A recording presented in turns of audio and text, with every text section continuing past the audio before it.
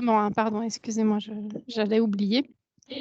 Et donc que tu es engagé au sein de l'entreprise, donc tu as déjà, tu es en 40 ans, il y a plus d'1 milliard de messages qui ont été passés. Tu as même un avatar en bas à droite, Allô Simone. Tu as été aussi engagée, je rappelle, hier, le 17 mai, c'était la journée mondiale contre l'homophobie, la biphobie et la transphobie. Donc c'est pour ça que j'ai remis une petite photo de toi sur un Oui, char.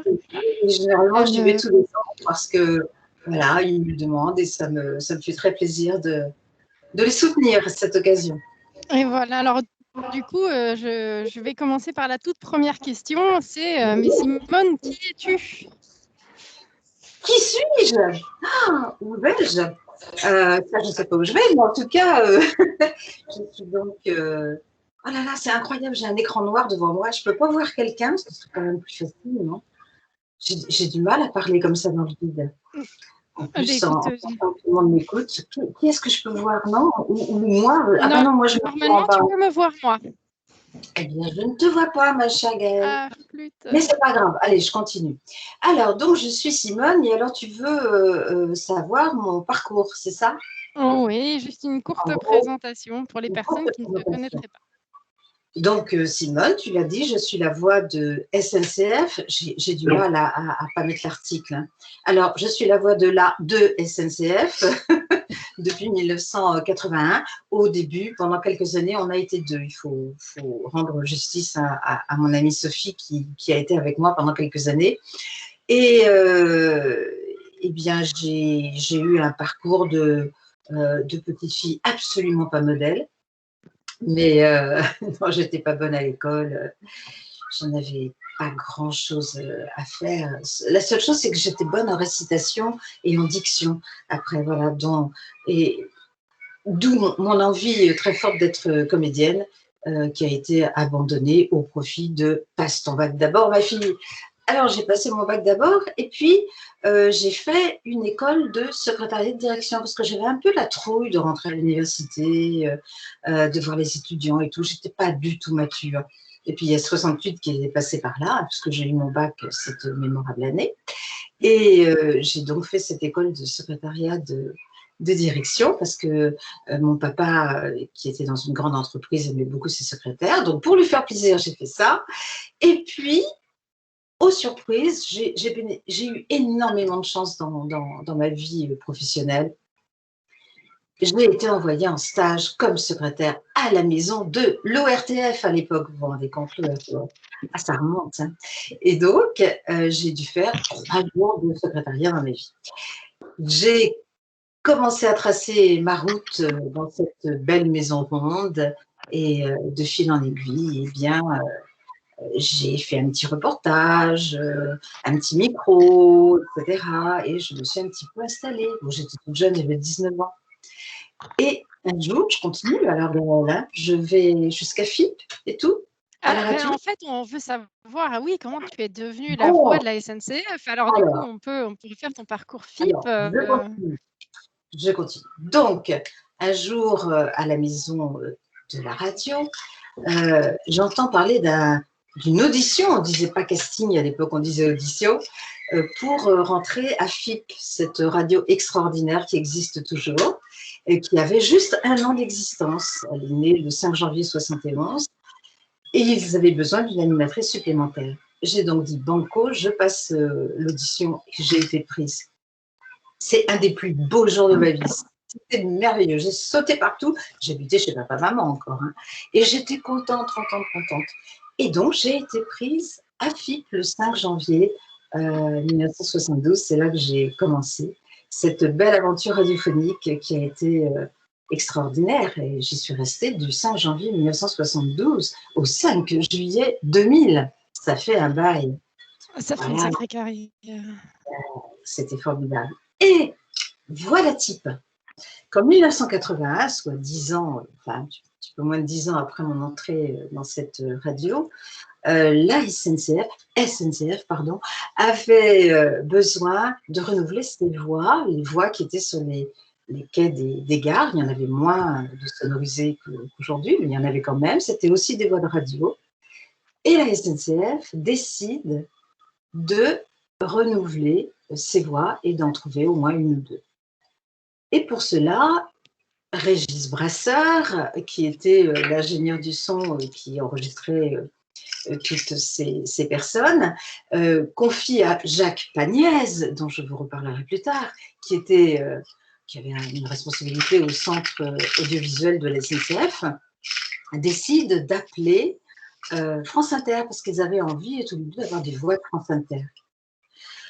Voilà-t-il part qu'au standard de la maison de la radio, il y a une erreur monumentale. C'est génial. Au lieu de passer le standard de France Inter à la SNCF, on passe le standard de FIP. Vous vous rendez compte? C'est formidable. Et voilà, nous voilà plusieurs FIPettes, hein, on les appelait comme ça, en partance pour Saint-Ouen, c'est là où était le centre du visuel. Et nous voilà au centre du visuel en train de passer l'audition. Et on a été deux prises, voilà, Sophie et moi. Et c'est, vous vous rendez compte, quelle chance quand même, quel coup de peau. Voilà, sur un hasard, hop, nous voilà à la SNCF. Alors on a travaillé toutes les deux pendant quelques années parce que il n'y avait pas encore d'ordinateur, mais oui, ça a existé un monde où il n'y avait pas d'ordinateur, figurez-vous, là, tous les petits jeunes qui m'écoutaient. Et donc, on travaillait avec des phrases qui n'en finissaient pas, toutes les phrases pour toutes les gares, pour tous les trains. Il y avait 3 annonces par train. Et on était là pour le service d'hiver, pour le service d'été avec Sophie. Quand on n'était pas à FIP, on était à la SNCF et inversement. Et on enregistrait tout ça. Alors, il y avait des tas de systèmes différents de diffusion de ces annonces. Il y avait des énormes cassettes, il y avait des bandes très larges avec plein de pistes. Il y avait des toutes petites choses. Enfin, c'était pas du tout harmonisé. Voilà donc l'informatique qui fait son entrée. Et donc, dans les années, je ne sais plus vraiment, 90, un truc comme ça, eh bien, tout simplement, il a fallu plus qu'une seule voix pour que tous les petits morceaux qui allaient être désormais enregistrés soient raccords. Et donc, j'ai eu à nouveau cette chance d'être choisie comme voix de la SNCF. Et ça fait presque 40 ans que ça dure. Enfin, non, ça fait 40 ans puisque j'ai commencé. 40 ans. Ça fait 40 ans en mai 80. Donc, vous vous rendez compte pour l'anniversaire. Franchement, j'ai de la chance parce qu'une entreprise aussi fidèle à sa voix, bah, ça n'existe pas ailleurs. Voilà. Ah bah, tu fais partie du patrimoine sonore de l'entreprise. Hein. Je pense Ouais, que tous les cheminots te connaissent maintenant et te reconnaissent. Et justement, tu as répondu à une des questions dans le chat qui était de dire j'aurais aimé savoir si c'est toujours Simone qui est la seule voix que l'on entend. Alors finalement, depuis les années 90, oui. Ah oui, oui, oui, c'est toujours moi. Alors, bien sûr, en cas de problème important dans les gares, les agents sont appelés à prendre le micro et pour assurer la sécurité, voilà, et délivrent des informations sur le moment. Chose évidemment qui ne peut pas se produire forcément avec un texte enregistré. Mais sinon, à part ça, oui, il y a que moi. Il y a beaucoup de questions dans le chat, notamment une question de Salia qui dit quel est pour vous le souvenir le plus marquant? Ah Écoute, on fait des souvenirs en 40 ans. Non, mais voilà, tout est marquant, tout est fabuleux. Alors, si, je vais essayer d'être assez courte là-dessus. Il y a un jour, je faisais une lecture parce que je suis aussi lectrice, on en reparlera peut-être plus tard, une comédienne lectrice publique, mais un jour, je faisais une lecture à la direction des affaires culturelles pour le personnel et tout d'un coup, il y a une petite dame à la fin de la lecture qui vient me féliciter et qui me tend une liasse de feuilles et qui me dit « Tenez, vous lirez ça ». Je dis « Bon, merci madame », je prends ses coordonnées, je rentre chez moi et je regarde et en titre, il est marqué « Simone ». Ça m'intrigue. Et je commence à lire. Et c'est une nouvelle d'une auteure qui s'appelait, parce qu'elle n'est hélas plus là, Annie Saumon, voilà, qui est une grande nouvelliste, et qui a écrit une nouvelle qui s'appelle tout simplement Simone, vous vous rendez compte. Et je découvre que son personnage, c'est un monsieur d'un certain âge qui vient de se faire plaquer par sa femme beaucoup plus jeune et qui est très malheureux, très, très désolé et qui est au point de se suicider carrément. Donc il est sur un quai de gare, vous imaginez la suite, ce qu'il veut faire, hein, on ne va pas rentrer dans les détails. Et puis tout d'un coup, sur le quai de la gare, qu'est-ce qu'il entend? Mon tube. Madame, monsieur, éloignez-vous de la bordure du quai, s'il vous plaît. Eh ouais, mais qu'est-ce qu'il fait le monsieur? Il s'éloigne de la bordure du quai. Voilà. Il se fait sauver par cette voix. Cette voix, c'est la mienne. Et à partir de ce moment-là, ce personnage n'a de cesse que de retrouver celle qui lui a donné ce conseil de se retirer de la bordure du quai. Alors, il va faire tout un tas de parcours. Il va aller dans les gares. On lui dit, mais non, elle n'est pas là, elle n'est pas dans les gares, elle est dans un ordinateur. C'est pas possible, vous ne pourrez pas la rencontrer et tout, et tout, et tout, et tout.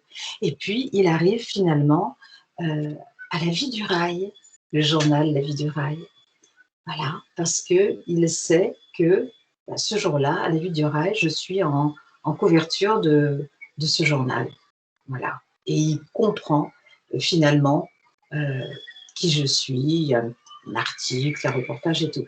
Et ce personnage-là, eh bien, c'est Annie Saumon qui lui fait faire tout ça comme démarche pour essayer de me retrouver. Et elle, c'est ce qu'elle a fait. Elle a donné à son personnage le parcours qu'elle a fait pour me retrouver. Voilà, donc ça, j'avoue que c'est un souvenir quand même très émouvant. Et je trouve ça... J'étais vraiment très, très heureuse, très flattée, très, très émue, très honorée que cette grande nouvelliste écrive une nouvelle qui s'appelle Simone. En effet, entre la nouvelle qui s'appelle Simone et l'avatar avec le hashtag Allo Simone, c'est quand même génial. Tu es notre patrimoine immatériel. Ah oui, je suis un patrimoine. Ah bon. Et d'ailleurs, il y a des questions aussi là-dessus. C'est avec ton lien, tu as un lien très fort avec SNCF. Est-ce que tu n'as jamais envisagé, toi, d'exercer un métier cheminot? Avec tous les cheminots et les agents que tu as croisés dans différentes activités, est-ce que ça t'a jamais donné envie d'intégrer l'entreprise?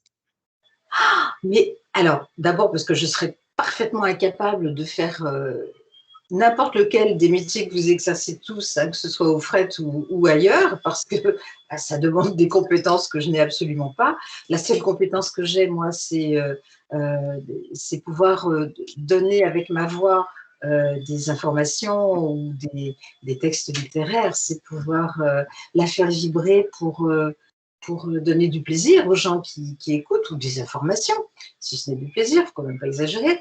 Et non, je serais bien incapable de faire tous ces métiers-là, mais vous savez, je ne suis pas frustrée parce que la SNCF, c'est vraiment une entreprise que j'adore au plus haut point, qui me fait une confiance absolument délirante. Et je ne suis pas cheminote puisque je suis comédienne, engagée depuis 40 ans au cachet, un cachet de comédienne à chaque fois que je vais travailler, enregistrer pour la SNCF. Mais j'ai l'impression d'en faire partie, moi. Donc, c'est mon entreprise de cœur. Je suis cheminote de cœur. Pas de contrat, mais de cœur. Voilà. Et est-ce donc, que j'ai ça... besoin d'aller plus loin. Est-ce que ça a été un frein dans ta carrière de travailler pour SNCF ou est-ce que tu as pu participer à d'autres projets? En fait, je pense que derrière la question de Caroline, il y a aussi SNCF, c'est une entreprise qui ne jouit pas toujours d'une excellente image vis-à-vis de l'extérieur. Est-ce que tu as été trop marquée SNCF ou tu as eu d'autres vies de comédienne? J'ai ma vie à la radio, hein, à FIP, pendant de nombreuses années, hein, jusqu'en 2000.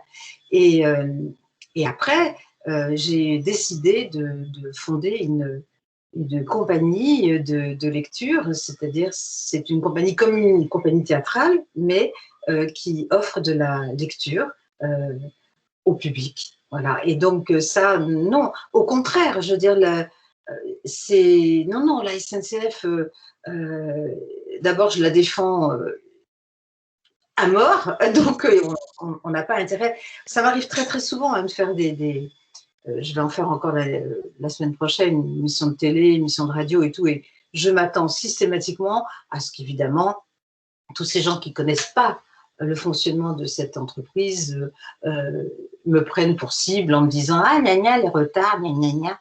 Bon, alors, bon, là, je me défends, je sais tout à fait quoi dire pour leur enfoncer la tête. Mais non, ça ne m'a jamais gênée, au contraire, c'est incroyable. Et ça, je pense que c'est le phénomène voix.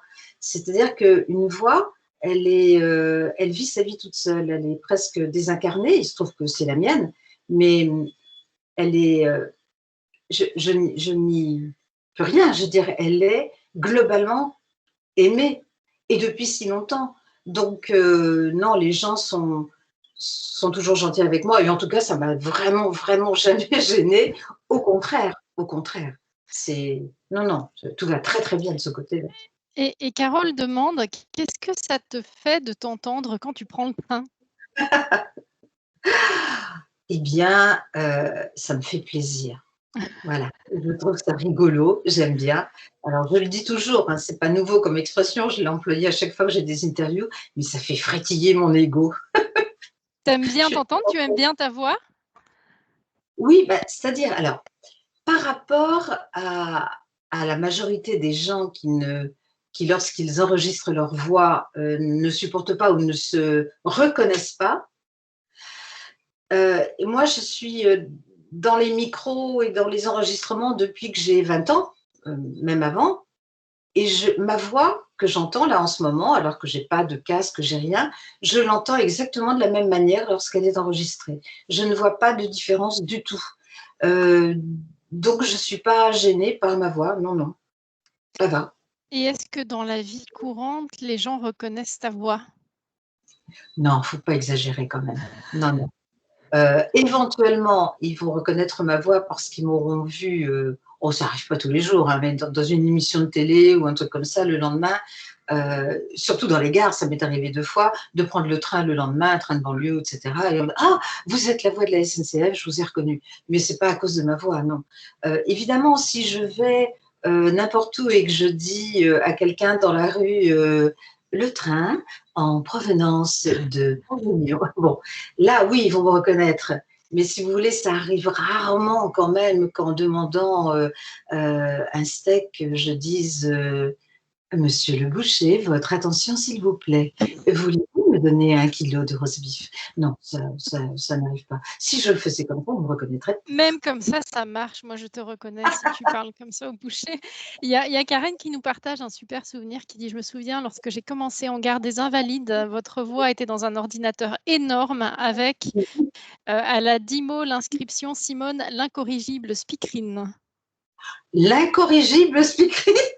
Pourquoi? Oh, Karen, c'est si drôle. tu veux prendre la parole pour étayer ton souvenir. Ah, mais parce qu'en définitive, Simone ne se trompe jamais dans ses annonces. Et la grosse boîte, c'était vraiment un ordinateur énorme. C'était gros, presque comme un bureau, et était à respecter comme si c'était votre personnel même, hein. On ne pouvait même pas y poser la tasse à café, hein. Moi, j'ai commencé comme ça. Et Ah, après, c'est je profite que j'ai la parole. Vous êtes intervenu un jour en gare de Lyon auprès de mon équipe qui était au bureau d'accueil principal. Et les agents, vous avez mis au défi de faire une annonce à la voix. Et ce que vous aviez fait. Et vraiment, vous avez là une façon de poser votre voix qui est juste épatante et qui avait ému la gare entière à l'époque. oh, qu'est-ce que c'est gentil. Merci, Il y a merci. il y a énormément de témoignages, hein, qui disent: «Vous vous rendez compte que votre voix est votre vie, c'est vraiment merveilleux, que tu es une excellente conteuse. Merci de nous défendre. Simone, tu es une fée, et que tu nous racontes de belles histoires». Mais Donc il y a énorm grosse comme ça, si ça continue. On a même une anecdote qui dit: «Philippe, qui est speaker sur Lyon-Part-Dieu et qui, comme vous, a une voix très reconnaissable et souvent reconnue par les gens lors des discussions. Tiens, mais c'est pas toi la voix de Lyon-Part-Dieu et est-ce que vous aussi?» Du coup, bah, tu as partiellement répondu en disant que pas forcément les gens ne reconnaissaient pas forcément ta voix si elle n'était pas associée à un contexte ou à une phrase SNCF. Et il y a aussi Joséphine qui nous dit: «Une fois, j'ai été appelée par vous pour mettre à jour la prononciation de certaines gares de la région Rhône-Alpes à l'époque. J'étais très surprise et absolument ravie. J'avais l'impression d'être une groupie à un concert de rock, Simone Superstar». Donc D'ailleurs, à ce propos, j'en profite pour m'excuser auprès de certains d'entre vous qui auraient pu entendre des erreurs dans la prononciation. Dieu sait si je fais attention et si j'appelle effectivement les gens concernés pour avoir les bonnes prononciations, mais il y en a toujours malheureusement voilà, qui passent à travers les mailles du filet et qui ne sont mal prononcées. Et je suis très malheureuse, mais vraiment malheureuse, parce que, vous savez, c'est rentré par exemple dans les trains. C'est encore plus compliqué parce que c'est rentré par, non pas par la SNCF, mais par les gens qui ont construit, par exemple, je ne sais pas, Alstom, etc. Et c'est des systèmes qui sont verrouillés, qui sont rentrés dans les trains. Et pour les faire sortir de là, pour faire changer une prononciation et pour la remettre dedans, eh ben, c'est quasiment mission impossible. Donc, je suis malheureuse de savoir qu'il y a des gens qui connaissent une ville et qui ont le nom de leur ville écorché, et ça me fait de la peine. Voilà. Justement, il y a Corentin qui nous demande comment se passent les enregistrements aujourd'hui. Alors, aujourd'hui… Et il y a aussi Cathy qui demande comment ça se passe pour la création de nouvelles annonces. Ou quand il y a de nouvelles gares qui sont créées. Oui, bah alors, tout simplement, les responsables de ces gares nouvelles ou de ces… il y a de plus en plus aussi, je donne je fais des annonces pour les tramways aussi. Il y a les tramways SNCF et puis il y a aussi des cars et des… Bon, voilà. Donc, c'est vrai que il y a toujours des choses à enregistrer. Et ce sont les responsables locaux des annonces qui envoient tout ça dans un service au siège. Hein. On dépend de la communication. Et après, moi, je vais dans le studio à Saint-Denis, un petit studio, une petite cabine qui est adorable. Et je travaille avec un ingé son qui est formidable, qui s'appelle Dominique Bruno et qui est extra. Voilà. Et donc, c'est pas compliqué du tout. Et après, j'enregistre des petits mots ou des groupes de mots qui sont ensuite concaténés, c'est-à-dire recollés les uns aux autres informatiquement, sont des fichiers. Voilà, des fichiers informatiques à chaque fois. Et après, les gares font leur popote et mélangent ce qu'ils veulent mélanger. On a une question plus personnelle de Béatrice qui est: quelle est la plus grosse difficulté que vous ayez eu à affronter dans votre vie professionnelle? D'abord, comme je vous le disais tout à l'heure, j'ai eu beaucoup de chance. Je suis arrivée sur le marché du travail à une époque qui n'était pas la vôtre, donc qui était quand même plus facile, hein, très certainement. Je pense beaucoup aux jeunes aujourd'hui, c'est dur, d'autant plus avec la période que l'on vit. J'ai pas eu de difficulté. Si, la difficulté que j'ai eue, c'est avec moi-même, c'est-à-dire que j'étais pas forcément contente de moi toujours, pas à la SNCF, pas dans ma compagnie de lecture, non. J'ai eu des difficultés lorsque j'étais à la radio parce que je suis une vraie tortue au boulot. C'est mon trou. J'ai du mal, j'ai du mal à aller vite. Et mes camarades étaient plus vives que moi. Et elles arrivaient à travailler plus vite, à écrire les textes qu'on donnait à l'antenne plus vite. Et moi, il y a des jours où j'étais vraiment épuisée parce que j'étais très en colère contre moi et que j'arrivais pas à aller plus vite, à trier le courrier. On recevait une foule un tas monumental de courriers à FIP pour après redonner des informations. C'était des communiqués de presse hein, sur des théâtres, des tas de choses. Et il fallait dépouiller ce courrier, le ranger et tout. Et moi, oh là là, j'avais fini mon antenne, j'étais encore en train de trier le courrier pendant longtemps alors que les autres étaient déjà partis. Bon, voilà. Donc, en fait, c'est la difficulté que j'ai traversée, ma lenteur. Voilà. Une fois que j'y suis, ça va. Mais pour m'y mettre, mon Dieu, que c'est compliqué. Et puis, ça ne va pas s'arranger. On verra par la suite. On verra par la suite. On ne change pas ou on évolue. Est-ce que être femme dans un milieu d'artistes et de comédiens, c'est Caroline qui demande, est-ce si facile, est-ce si simple? Alors, je suis comédienne. Je suis comédienne voix, c'est-à-dire que j'ai été animatrice à la radio. Je n'ai jamais eu de difficulté parce qu'on était à FIP que des animatrices. Après, on avait nos chefs d'antenne qui étaient des hommes, mais il n'y a jamais eu de problème, il n'y a jamais eu de rivalité, on était toutes payées pareil. Enfin, et non, j'ai pas eu de soucis. J'ai été protégée donc par la radio. Je n'ai pas eu à me battre comme certaines comédiennes qui doivent sans arrêt montrer, donner des preuves de leur talent, passer énormément de casting et tout. Moi, j'ai pas eu à faire ça. Donc, non, j'ai pas, je n'ai pas rencontré de difficultés en tant que femme à l'intérieur de ma profession parce que j'ai été protégée par la radio, par la SNCF. Voilà, non, franchement, non, mais je vous l'ai dit, j'ai beaucoup de chance. Est-ce que dans votre parcours, on vous a demandé de chanter? La voix chantée est souvent différente de la voix parlée. Est-ce que tu es une chanteuse, Simone? Pas du tout. Heureusement qu'on ne m'a pas demandé de chanter. Non, non, j'ai pas. Oui, en travaillant beaucoup, oui, je pourrais arriver à sortir quelque chose, mais j'ai pas cette fibre de chanteuse, à mon grand regret d'ailleurs. Mais non, non, je ne sais pas chanter. Et Julie voudrait savoir si vous avez fait des doublures et des voix de films, si tu as fait des dessins animés aussi. Alors, j'en ai fait un. Ça n'a pas eu un grand retentissement. C'était la famille Trompette, un truc comme ça. Je faisais la maman éléphant. Alors là, c'est amusant, parce qu'il faut que je vous raconte. Pour faire la maman éléphant, en fait, la personne qui voulait trouver la voix de la maman éléphant dans cette famille Trompette avait dit au producteur, écoutez, ce serait bien, j'aimerais beaucoup, beaucoup une voix qui ressemble à la dame qui fait les annonces dans les gares à la SNCF. Et à ce moment-là, le producteur lui dit, mais écoutez, il n'y a pas de problème, c'est ma mère. Voilà, donc mon fils travaille dans le milieu du dessin animé, des films d'animation, et il s'est trouvé en face de cette personnage. Donc j'ai fait quelques épisodes de la famille Trompette, mais là aussi c'est un métier très particulier, le doublage, et c'est aussi un métier à part entière. C'est une des facettes également du métier de comédien, comme la voix off, mais ça demande une pratique vraiment spéciale. C'est costaud, hein, très costaud. Donc, c'est la seule que j'ai faite de voix.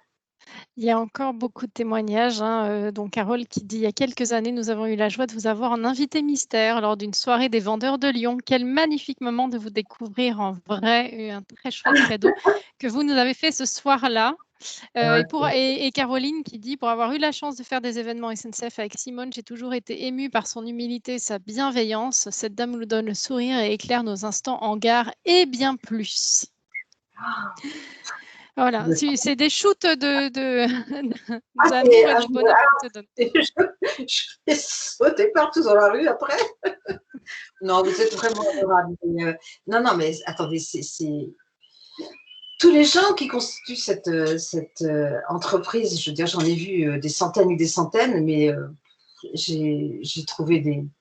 Ah, moi, je vous ai tous trouvés formidables. Vous vous rendez compte que quand je prends le train, l'autre jour, non, mais c'est extraordinaire, où est-ce que je l'ai? Je ne sais plus.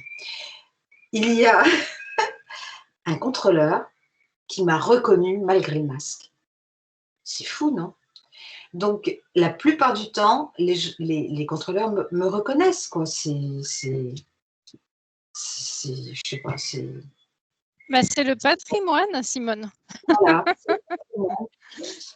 Il y a Cathy qui demande si tu connais la chanson de Mathilda. Le titre, c'est Simone. C'est une rencontre entre un fraudeur et une contrôleuse.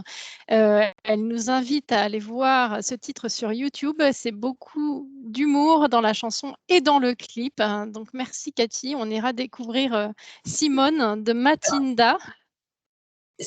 Alors, ça me rappelle quelque chose, mais je le reverrai avec plaisir parce que ça fait un petit bout de temps déjà, non?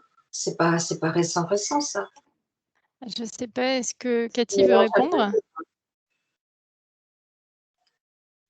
Si Cathy est toujours là, tu peux allumer ton micro pour nous répondre.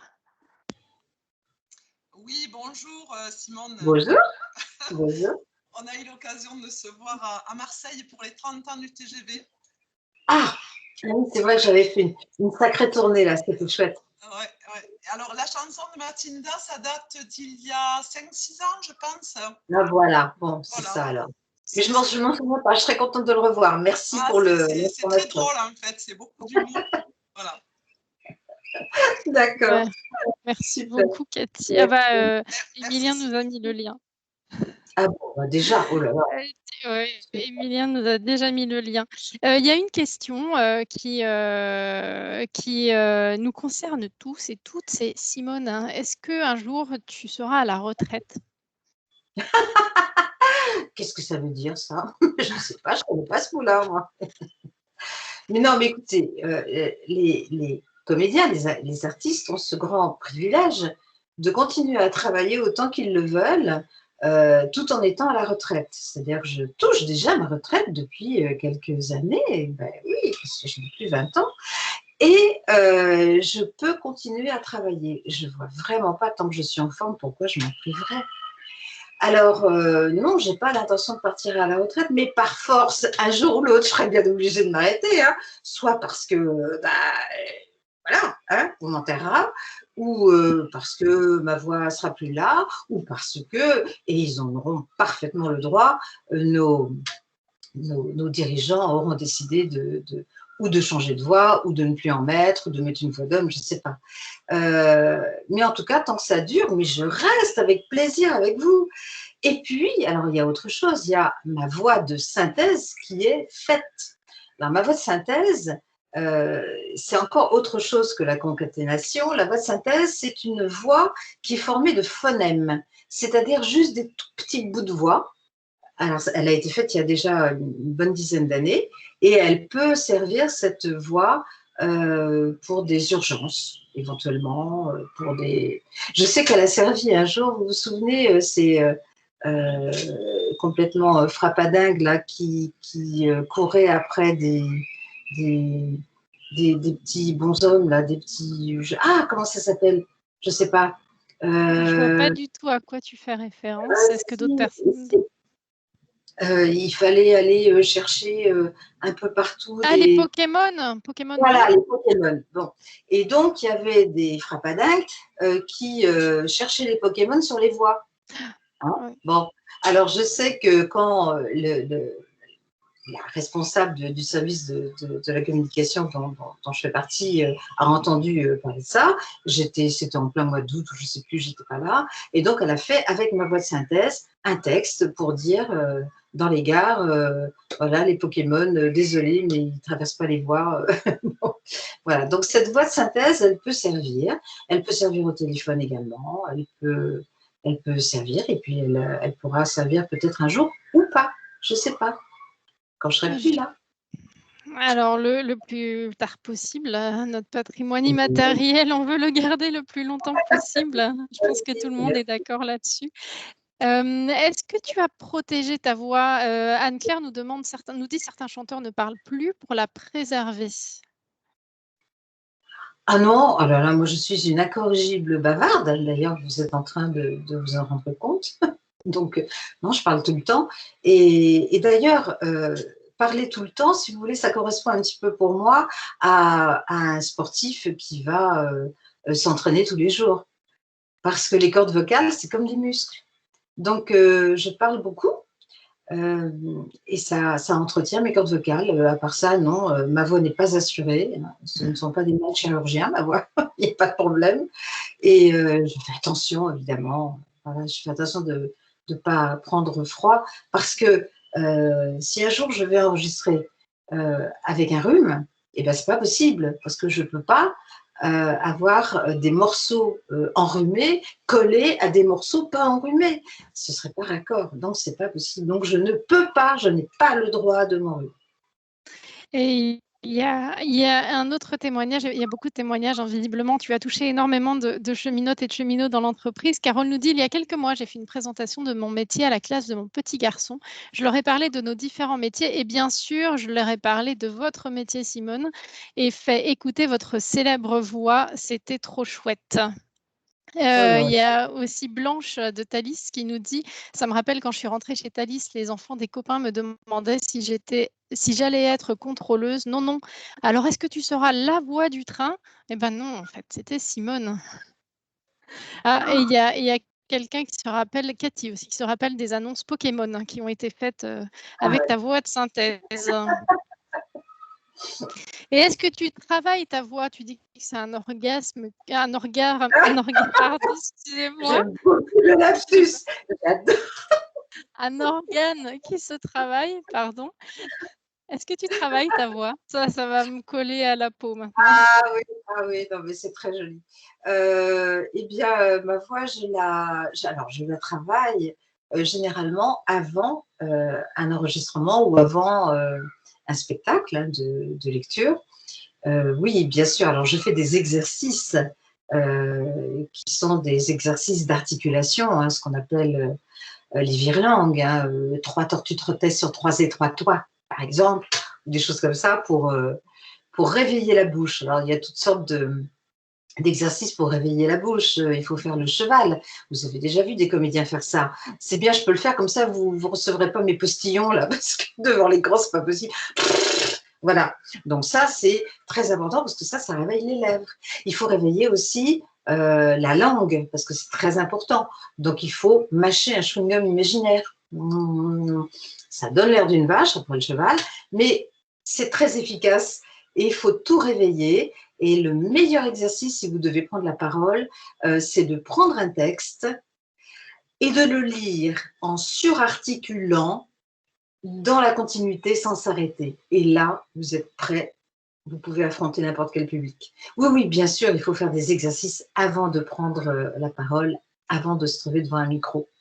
C'est un excellent conseil pour toutes les personnes qui sont amenées à faire des interventions en public ou alors par Teams. Merci beaucoup de ce conseil. Je vais me l'appliquer moi-même au lieu de faire des lapsus. Il y a Laetitia qui demande si tu as des facilités de circulation ou pas du tout. Non, je n'ai pas de facilité de circulation. Encore une fois, je ne suis pas cheminote. Donc, c'est pas un privilège pour les cheminots, ça fait partie de leur salaire, ça fait partie de votre salaire que de pouvoir voyager. Voilà, et ça depuis la création. Donc, il n'y a aucune raison, moi qui ne suis pas cheminote, pour que j'ai des facilités de circulation. Non, non, j'en ai pas. Mais vous savez, maintenant que je n'ai plus 20 ans, j'ai une carte vachement bien qui me permet d'avoir des tarifs intéressants. Donc, c'est pas grave. Bon, si un jour on me la donne, je ne vais pas la refuser. Ah, voilà. Ah, c'est ça, il faut qu'on écrive à Jean-Pierre Farandou pour avoir les facilités honoraires. Je ne sais pas dans le chat si vous savez si elles existent. Non, non, mais je ne pourrais jamais avoir un pass comme vous, puisque le pass, c'est le pass machin, la Carmillon, c'est votre identité. Donc, moi, j'aurais jamais ça, puisque j'ai pas de matricule, j'ai pas de, je sais pas comment on appelle ça. Mais bon, c'est pas grave. Franchement, c'est pas grave. On avait parlé d'une question. Alors là, c'est pas une question du chat, c'est une question dont on avait parlé lors de la préparation. C'est Simone, si tu étais présidente de la République, qu'est-ce que tu ferais? Alors, j'ai tout marqué là, j'ai plein de petites feuilles devant mon écran. Alors, si j'étais présidente de la République, alors premièrement, je ne le serais jamais parce que je n'arrive pas à comprendre les gens qui ont envie de pouvoir. Ça me dépasse complètement. Mais si j'étais présidente de la République, pour apporter un peu de légèreté au débat, eh bien, quand on n'aura plus de masques, j'obligerai les gens à sourire, figurez-vous. Voilà, c'est un antidépresseur naturel pour soi et pour les autres.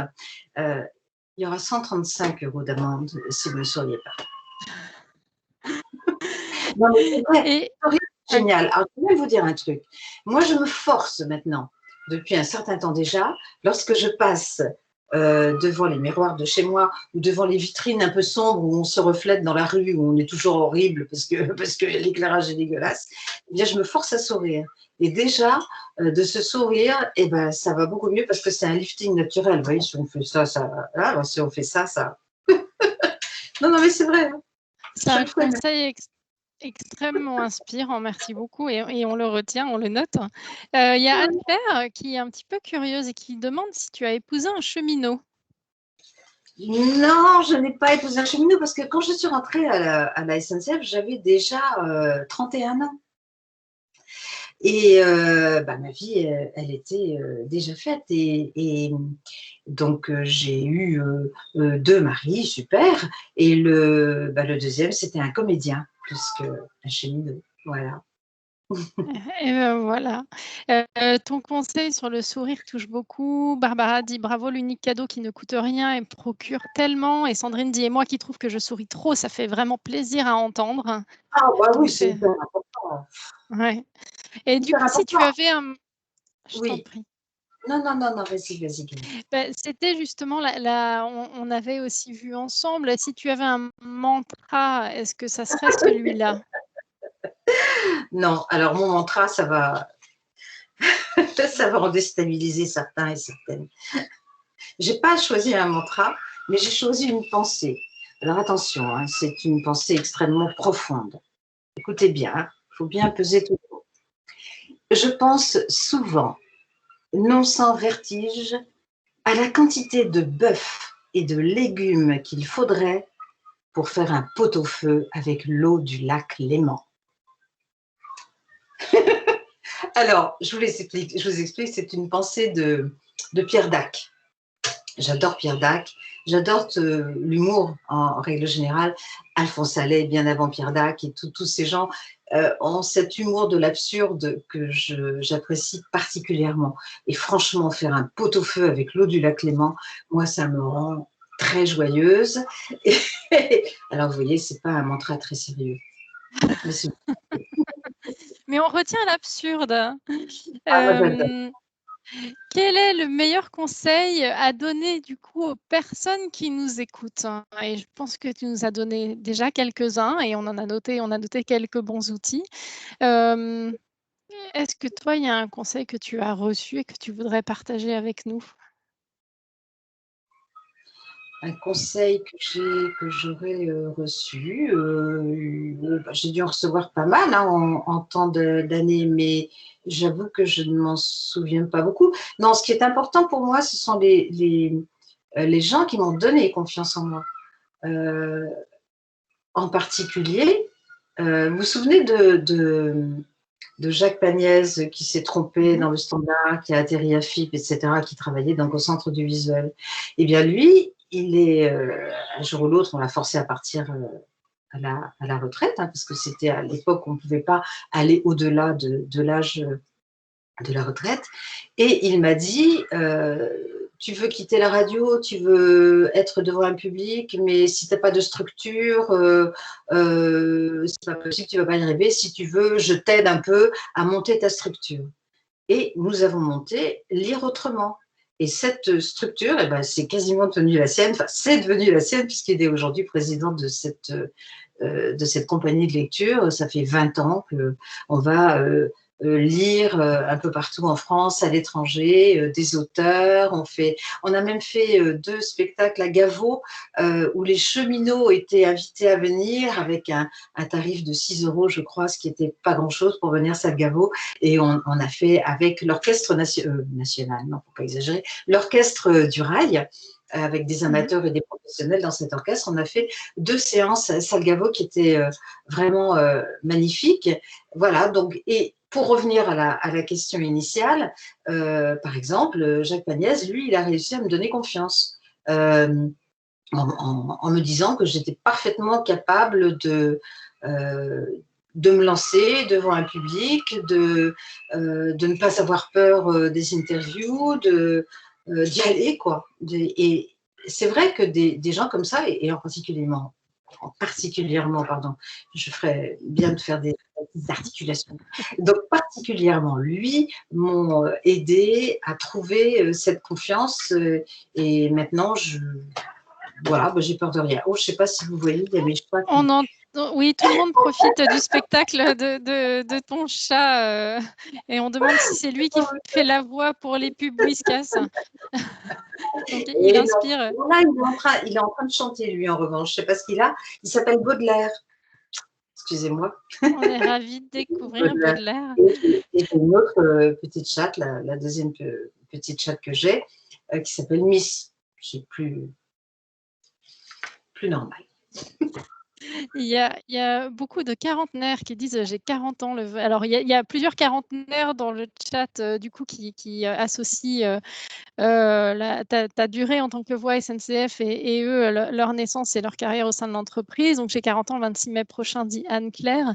J'aurais une vraie pensée pour vous car votre voix est familière. Je l'ai en fait toujours entendue. Merci pour votre gentillesse. Tu es une bulle d'optimisme, nous dit Isabelle, de positivité. Voilà. Bon, c'est vraiment tout ça, c'est charmant, c'est vraiment très très gentil. Mais vous savez, ça m'arrive aussi de plonger. Mais bon, généralement, je retrouve vite la surface. C'est vrai. Alors, on a quelques questions pour savoir, nous, quelle est ton inspiration du moment. On veut créer notre médiathèque inspirante idéale grâce à toutes les intervenantes que nous recevons. Et on voulait savoir si tu pouvais nous donner une œuvre qui t'inspire.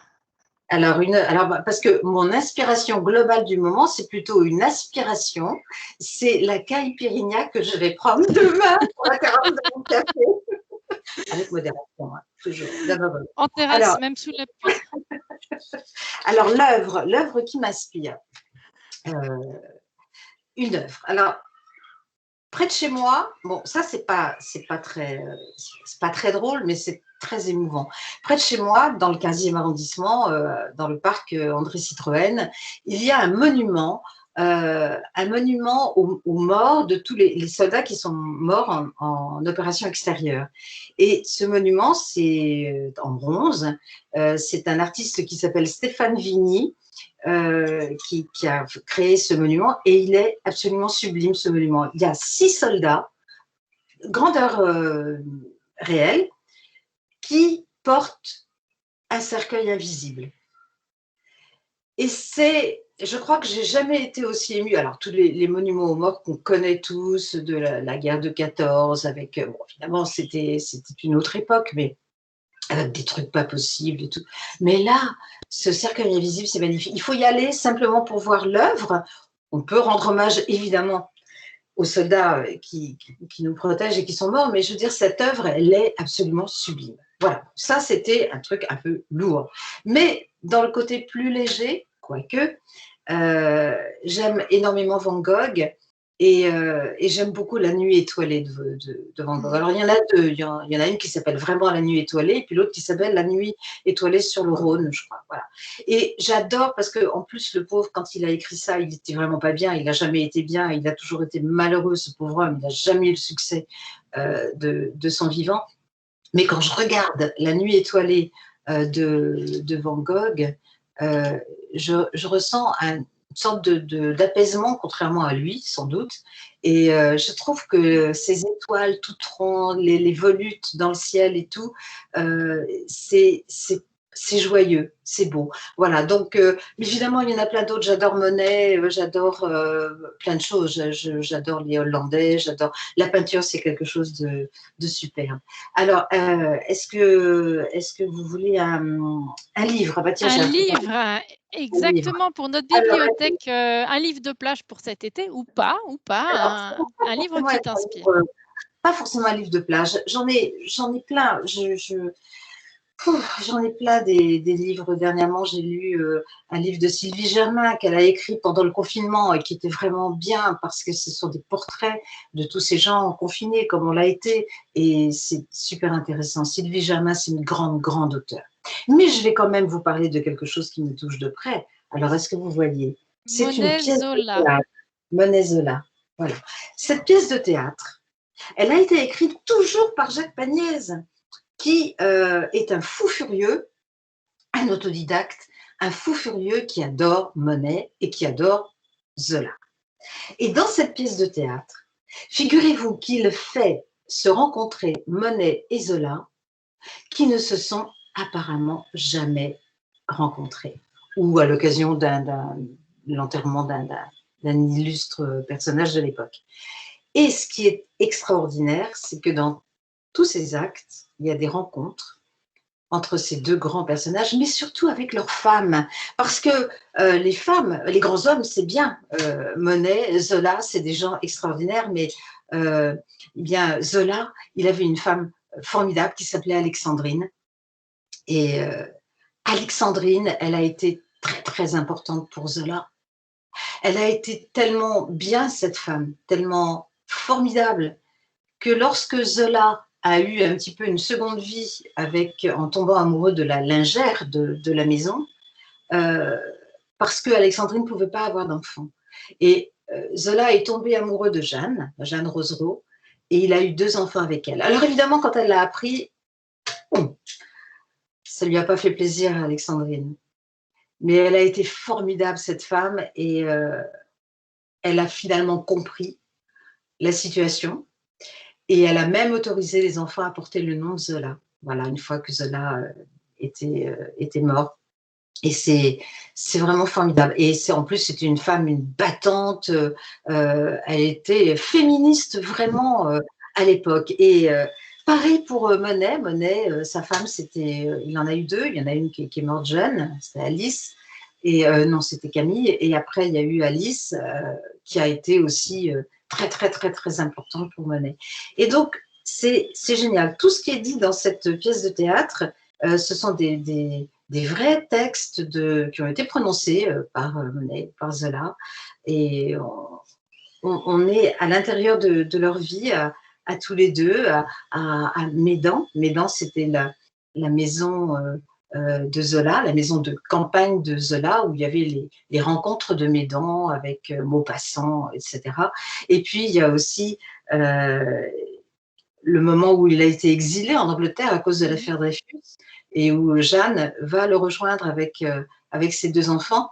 Enfin, il y a des moments extrêmement émouvants, et la première séquence se passe à la gare Saint-Lazare, quand Monet est en train de peindre, évidemment, les locomotives, puisqu'il a fait énormément de tableaux sur les trains, puisque c'était vraiment ce qu'il avait envie de rendre, c'est-à-dire l'époque, son époque.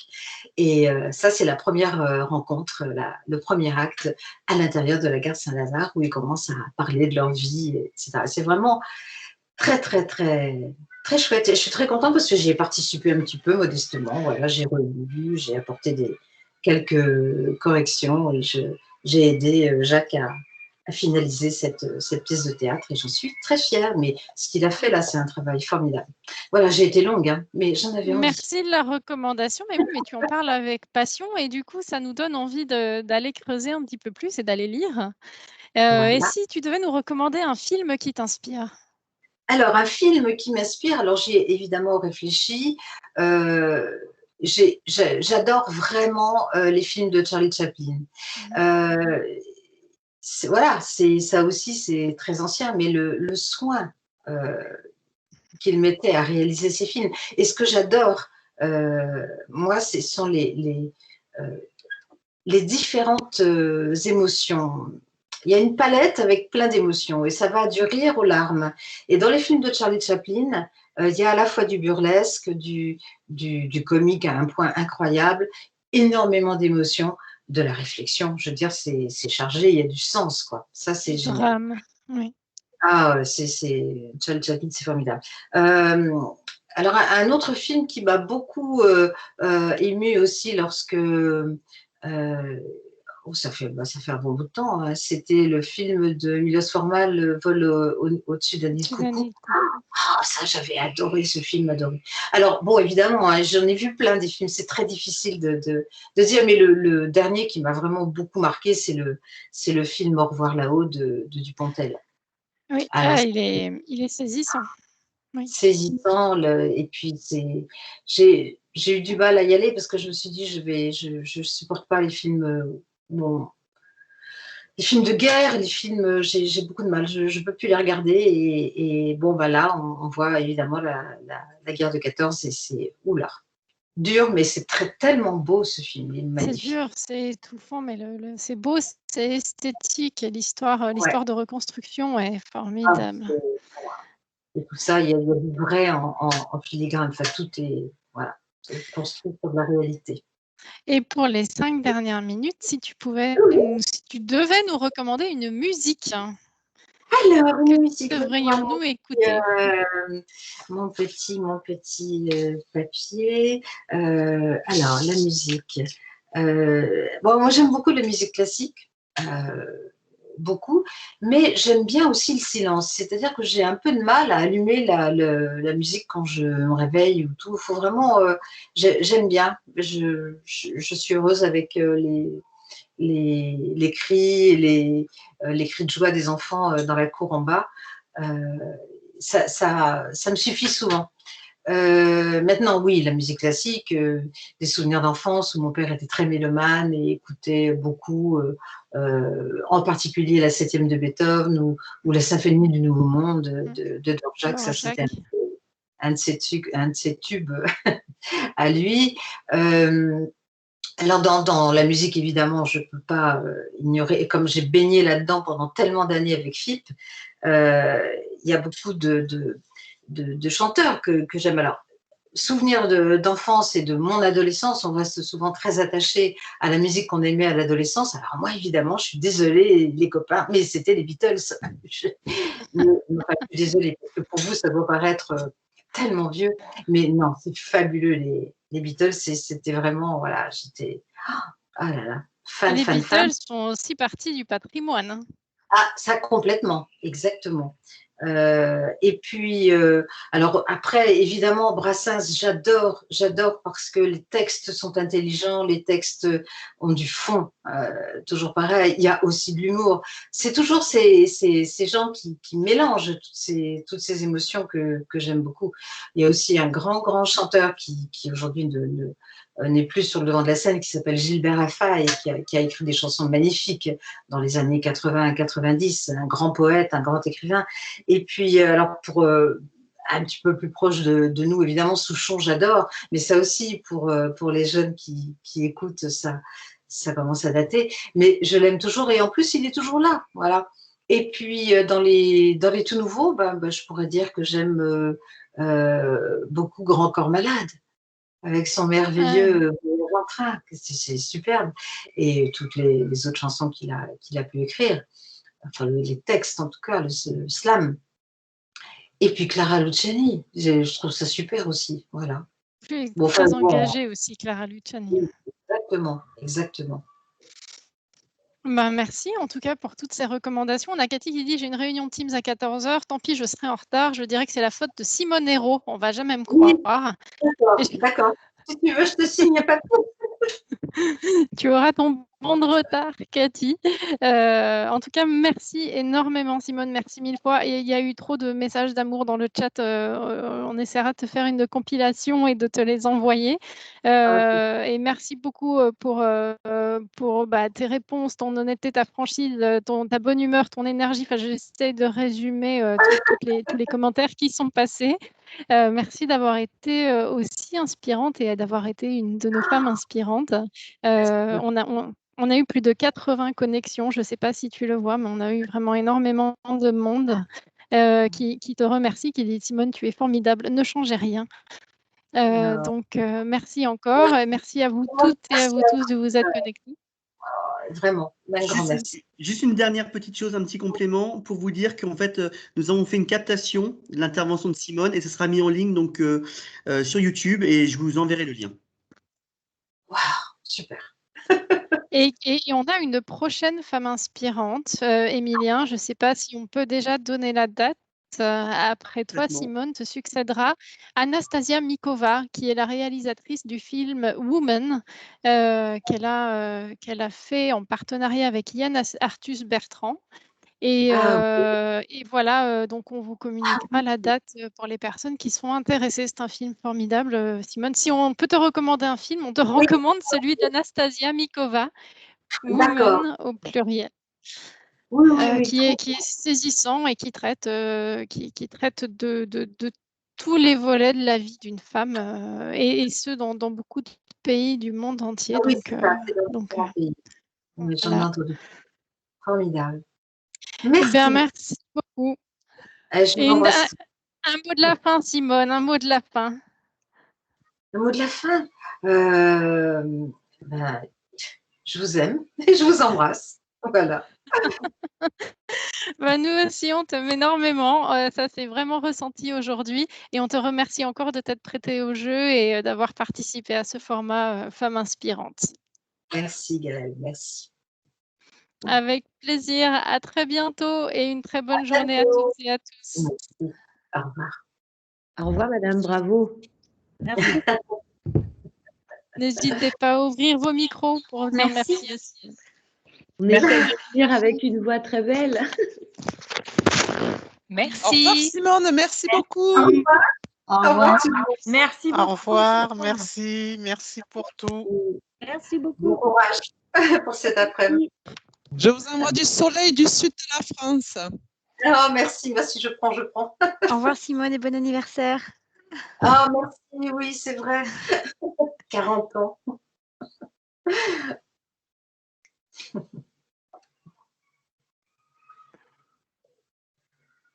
Eh ben, c'est bon. Merci beaucoup. On peut se déconnecter. Ok. C'est Bon effectivement après-midi. bien ça, hein? Pardon, Simone? Fait du bien. Ah Mon oui. Dieu, une séance comme ça, c'est mieux que 10 séances chez le psy, hein? Ah bah, c'est ça. Valentine dit merci infiniment Simone pour tout cet amour. Il y a vraiment énormément de messages qui te remercient pour ces échanges. À très vite sur nos lignes aussi. Donc voilà.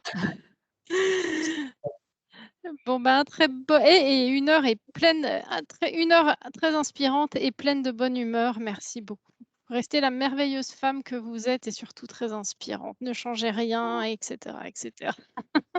Il y a trop de messages. Ben, merci Simone et puis bon après-midi du coup. Gaëlle, est-ce que je pourrais, oui, tu pourras m'envoyer le lien parce que peut-être que je vais Bien quand sûr. même, j'ai beaucoup parlé de son livre, le communiquer à Jacques, qui va pouvoir écouter comme ça. Absolument. On te donne le lien dès que je termine l'enregistrement. Je l'enregistre et je te communique le lien. C'est super. Merci beaucoup alors et bon après-midi. Bon après-midi, au revoir. Au revoir.